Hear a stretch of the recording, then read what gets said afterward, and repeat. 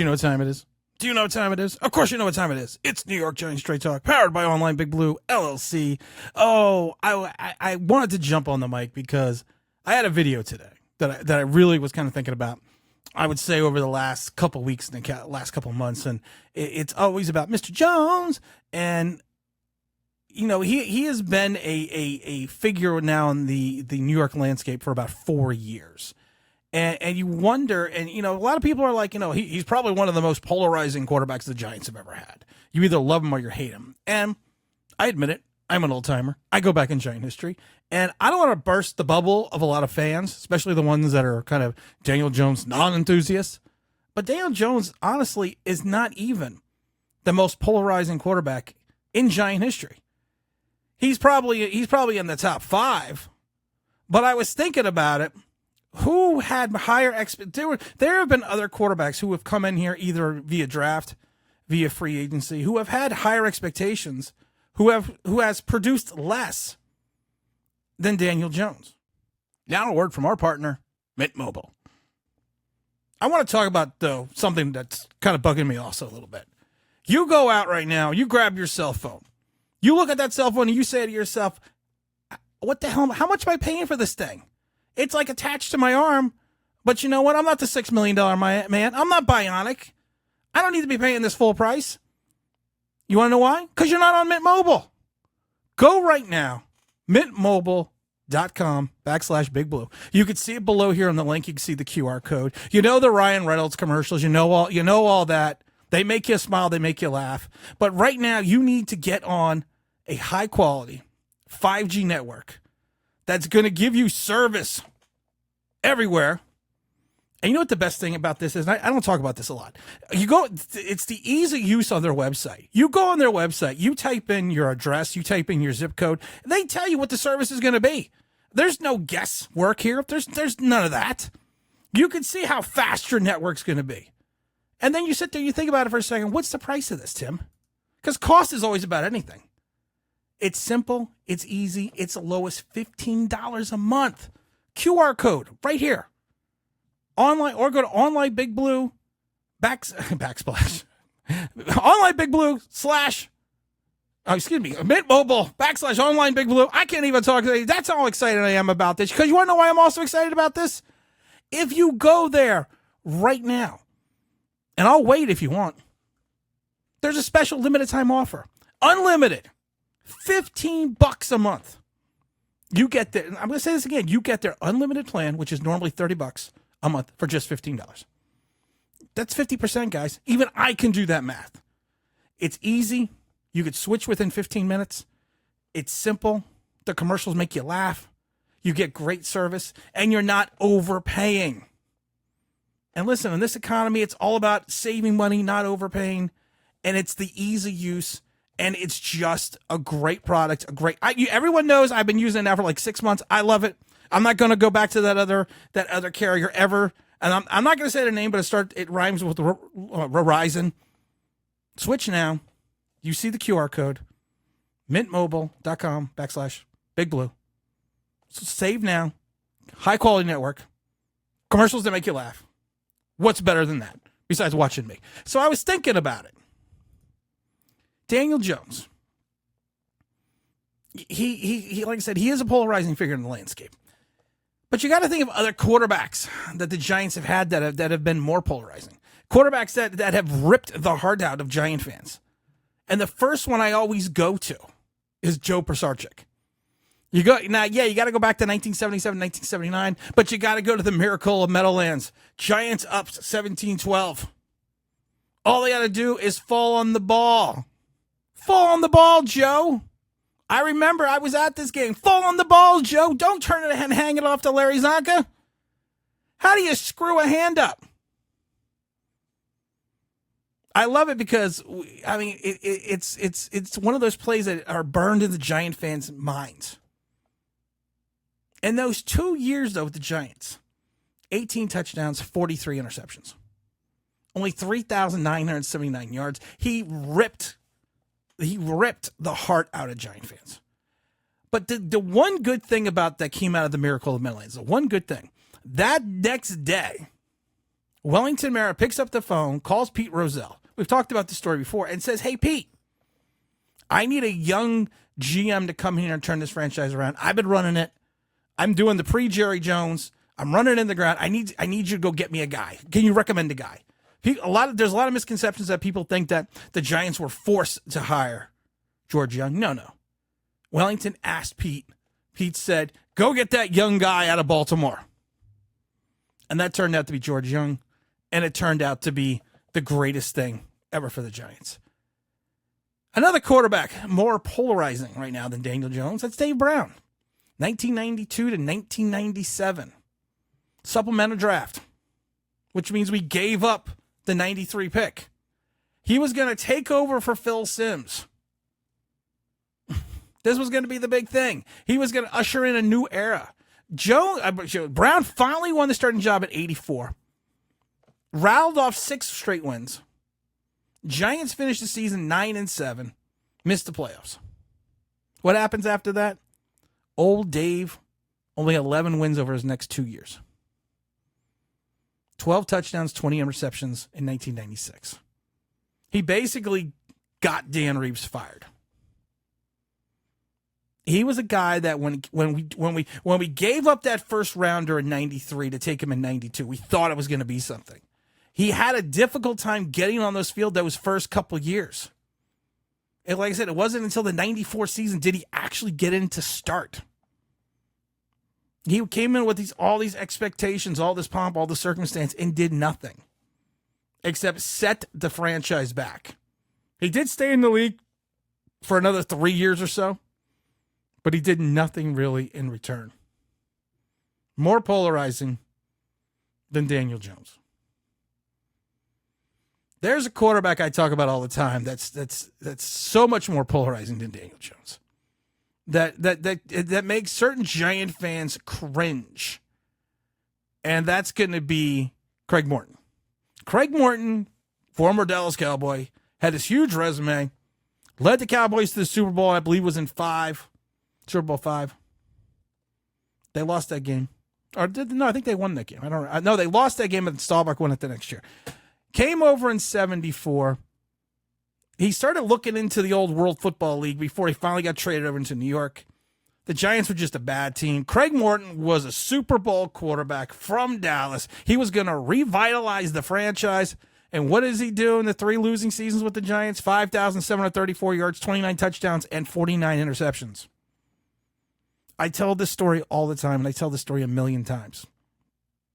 In 1976, my first year as a true blue Giant fan, first year going to the games with my dad, first year that the Meadowlands opened, my grandmother, God rest her soul, got me a Craig Morton jersey for Christmas. I cried. That's how polarizing this guy was. It's at the tail end of his career. He gets this. I get that first Giant jersey. It's a Craig Morton jersey, and I cry. Then worst of all, 2 things that are worst of all. The first round pick we shipped out for Craig Morton turned out to be Randy White.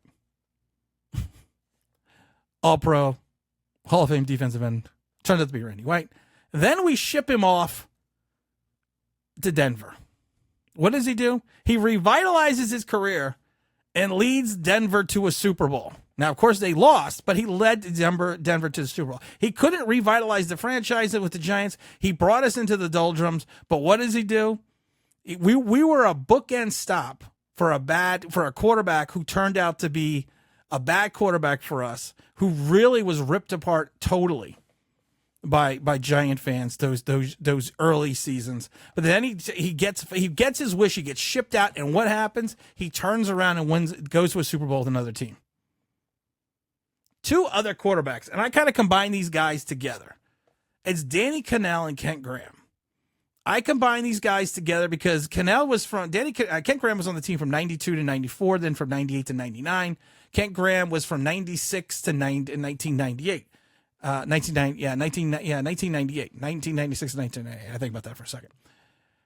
Cannell was taken in the 4th round. I came over from Florida State. he took over the team starting job in the 99 season. He throws for 11 touchdowns, 9 interceptions. Takes the team to 7-3-1 down the stretch.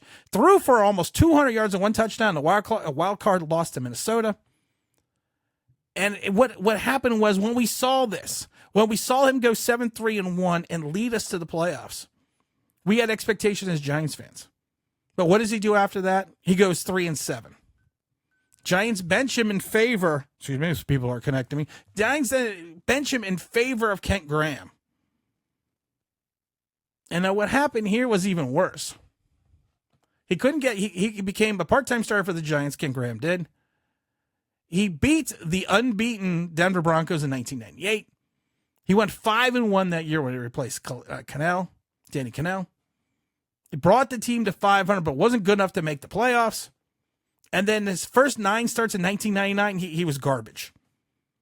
His entire career, he threw for 7,008 yards, 39 touchdowns, and 33 interceptions. Why these two guys are more polarizing, than Daniel Jones?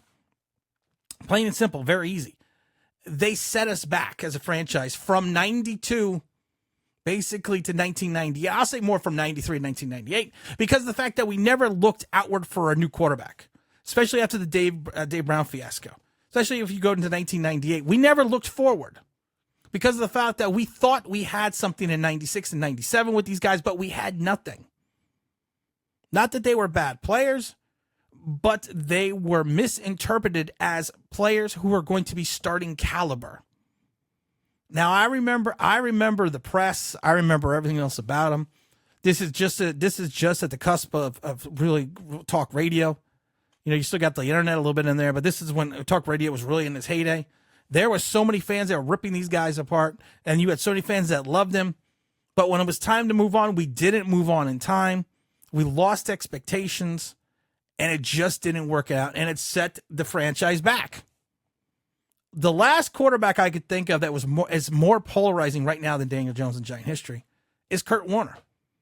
2004, Kurt Warner comes on in. He'd already had his down point of his career with the St. Louis Rams. He was moved out. He lost his starting job to Trent. What's his name? I forgot who he lost his start. Mark Bolger. He was managed the greatest show on turf. And then he kind of had the injury bug. He kind of lost his confidence a little bit, but he kind of went downhill. So in 2004, what do? We bring him in. He is going to be the renaissance of Giants quarterbacks. Manages a 5-4 record, 2,504 yards, 6 touchdowns. Replaced by Eli Manning after 2 consecutive losses. And then the Giants didn't win their sixth game until 2017. He was this guy that when you looked at him, he had the pedigree. Giant fans were excited. Oh my God, we got Kurt Warner. We are going to revitalize his career. We're going to bring him back. And you know what? My wife spent years calling him numbnuts, especially when he played. Because she would always be like, what did numbnuts do now? Because he always found a way to do something wrong for the Giants. He always found a way to not lose games, but keep the other team in. He just wasn't the same quarterback. He just wasn't the guy that threw for 41 regular season touchdowns and went to the Super Bowl back with the Rams. He was a guy that, and he was the worst because everyone knew he was going to be the caddy to Eli Manning. And everyone was wondering. I will give him credit for this. In the Baltimore game that year, Eli Manning was having a terrible game against the Ravens. Great defense, the Ravens that year. He was having a terrible game. They wanted to put Kurt Warner in. Kurt Warner said, no. If you're going to play this young man, let's play this young man. Let's give him the confidence. Let's get him the game experience. I'm not going in unless you tell me I have to. That was someone that stepped up as a professional. But on the field, just wasn't there. Just didn't see it. Just didn't have that certain something that was going to allow him to succeed and excel as a New York Giants quarterback. And he was so polarizing. It was just one of those things. I did want to talk about one last quarterback though, because I want to talk about Scott Brunner. Scott Brunner was a 6th round pick back in 1980. It was the year after they drafted Sims in the first round, Phil Simms. He led the Giants in 1981 at the end of the season to the playoffs with a 4-2 record. The Giants then went on to win a playoff game. They went off to lose a playoff game with the 49ers.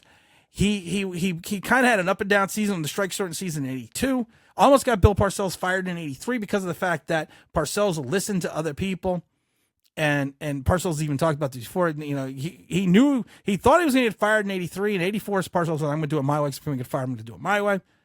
So, but he listened to other people in 83, and he started Bruner. Then you had the whole Sims-Bruner debate in 84 and the whole hype. But then Sims finally came in and won the job in 84. Threw for first Giant throw for 4,000 yards. Giants went 9-7 that year, made the playoffs.